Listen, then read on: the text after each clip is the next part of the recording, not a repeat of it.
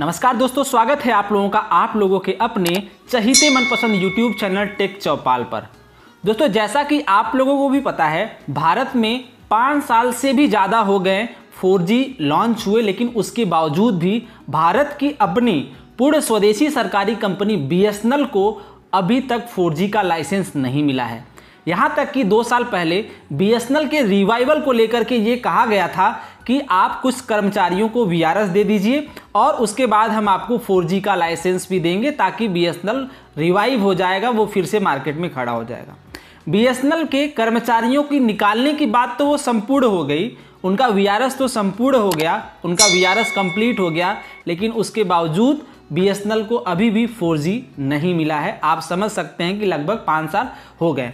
उसी को लेकर के दोस्तों BSNL के सभी कर्मचारी यूनियन मिल करके भूख हड़ताल करने वाले हैं। जी हाँ दोस्तों, तो इस वीडियो में हम लोग यही देखने वाले हैं कि क्या है BSNL कर्मचारियों की मांग सरकार और BSNL मैनेजमेंट से। तो चलिए दोस्तों, वीडियो को शुरू से शुरुआत करते हैं। दोस्तों, सबसे पहले मैं आप लोगों से रिक्वेस्ट करना चाहूंगा कि अगर आप BSNL के कर्मचारी या BSNL से जुड़े हैं और BSNL की खबरें सबसे पहले पाना चाहते हैं, तो प्लीज मेरे चैनल को अभी सब्सक्राइब कर लें और खबरों का नोटिफिकेशन पाने के लिए बेल आइकन को जरूर प्रेस करिएगा।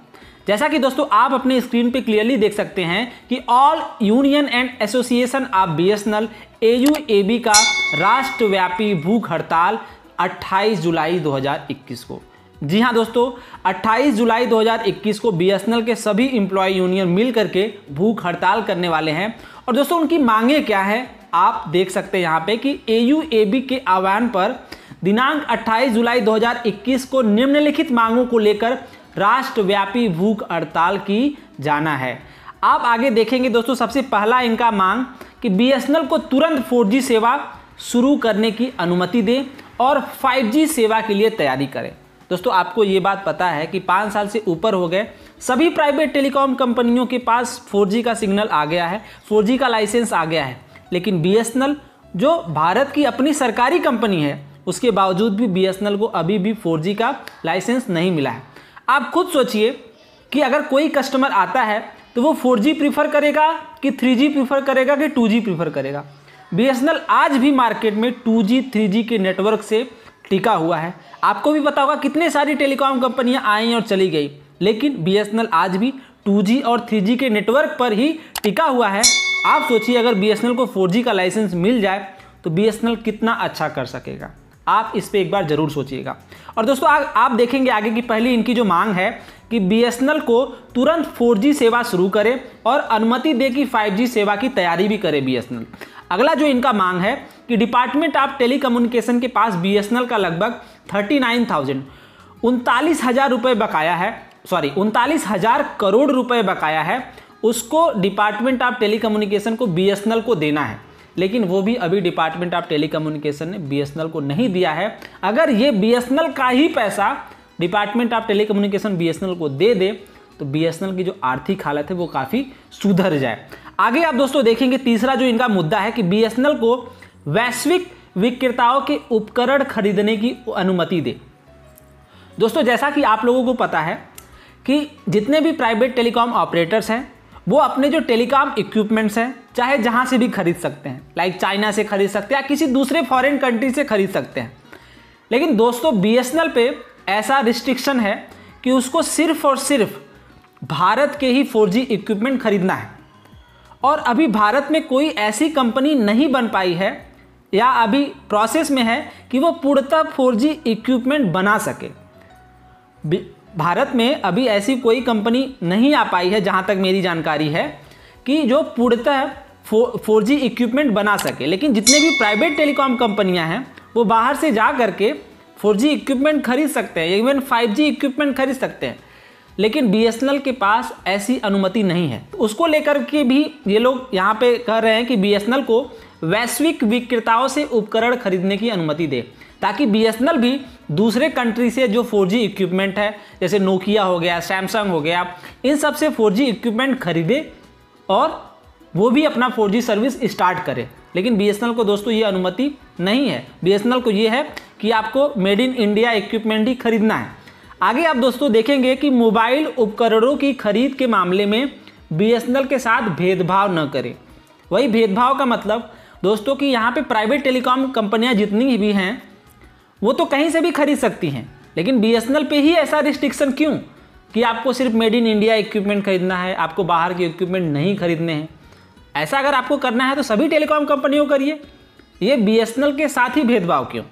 आगे दोस्तों आप देखेंगे कि BSNL कर्मचारियों के लिए तीसरा वेतन संशोधन लागू करें। दोस्तों आपको भी पता होगा कि लगभग जितने भी सेंट्रल गवर्नमेंट, स्टेट गवर्नमेंट की कंपनियां हैं उनके कर्मचारियों को थर्ड PRC मिलने लगा है, उनको थर्ड PRC वेतन संशोधन हो चुका है, लेकिन BSNL कर्मचारियों को अभी भी थर्ड PRC नहीं मिला है। आपको भी पता होगा कि इस वैश्विक महामारी के समय में BSNL ने कितने अच्छे तरीके से सबको इंटरनेट की फैसिलिटी प्रोवाइड की ताकि वो घर से वर्क फ्रॉम होम कर सके, उनका ऑनलाइन क्लास चल सके। उसमें BSNL के कितने सारे कर्मचारियों का डेथ हो गया सिर्फ कोविड के कारण, और बहुत सारे कर्मचारियों को कोविड भी हुआ। नो डाउट वो सही हो गए, लेकिन आप दोस्तों देखेंगे कि यहाँ पे कि उसके बावजूद भी BSNL कर्मचारियों को थर्ड PRC नहीं मिला है। आगे दोस्तों आप देखेंगे BSNL के सेवानिवृत्त कर्मचारियों को पेंशन संशोधन लागू करें।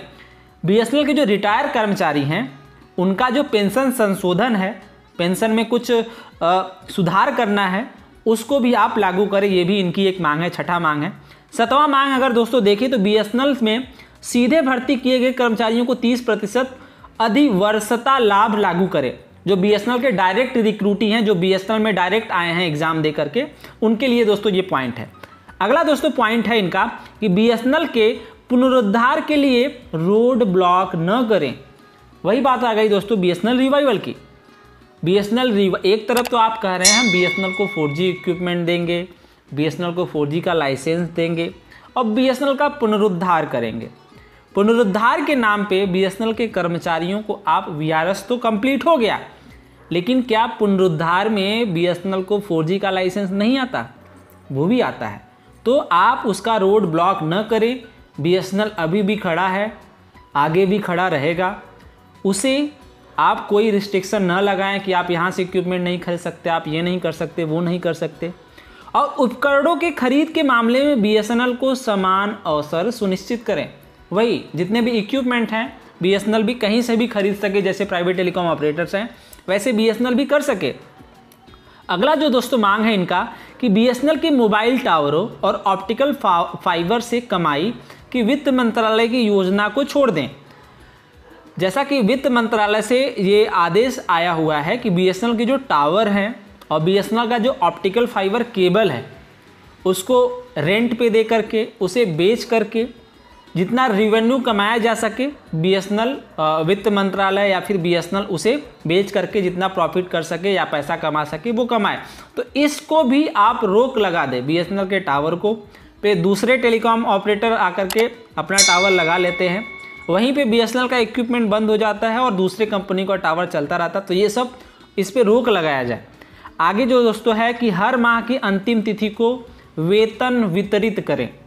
जैसा कि दोस्तों आपको पता है कि BSNL कर्मचारियों का जो सैलरी है लगभग दूसरे डिपार्टमेंट का सबका महीने की लास्ट तारीख को आ जाता है, लेकिन 2 से 2.5 साल से BSNL कर्मचारियों की सैलरी महीने के आखिरी तारीख तक नहीं आती। कभी 10 दिन, 15 दिन, 1 महीना तक लेट होने के बाद BSNL कर्मचारियों की सैलरी आती है। तो दोस्तों यही सारी मांगों को लेकर के BSNL के सभी कर्मचारी यूनियन भूख हड़ताल पे जाने वाले हैं 28 तारीख से। जी हाँ दोस्तों, आप देख सकते हैं यहाँ पे राष्ट्रव्यापी भूख हड़ताल AUAB 28 जुलाई 2021 से इनका भूख हड़ताल स्टार्ट हो जाएगा। तो दोस्तों आपको क्या लगता है? आप अपनी राय कमेंट सेक्शन में ज़रूर दीजिएगा कि BSNL को अभी तक 4G इक्विपमेंट क्यों नहीं मिला, 4G का लाइसेंस क्यों नहीं मिला, जबकि दूसरे सारे टेलीकॉम कंपनियों के पास 4G है और वो 5G के लाइन में है, लेकिन BSNL अभी 3G 2G पे काम कर रहा है। 4G की तो बात छोड़ दीजिए, 5G की तो बात छोड़ ही दीजिए। तो दोस्तों आपको क्या लगता है कि BSNL को अभी तक 4G का लाइसेंस क्यों नहीं मिला, BSNL 4G का सिग्नल अभी तक क्यों नहीं दे पा रहा है? अपनी राय कमेंट सेक्शन में ज़रूर दीजिएगा। तो चलिए दोस्तों, मिलते हैं अगले वीडियो में। तब तक के लिए अपना और अपनों का ख्याल रखिएगा। धन्यवाद दोस्तों।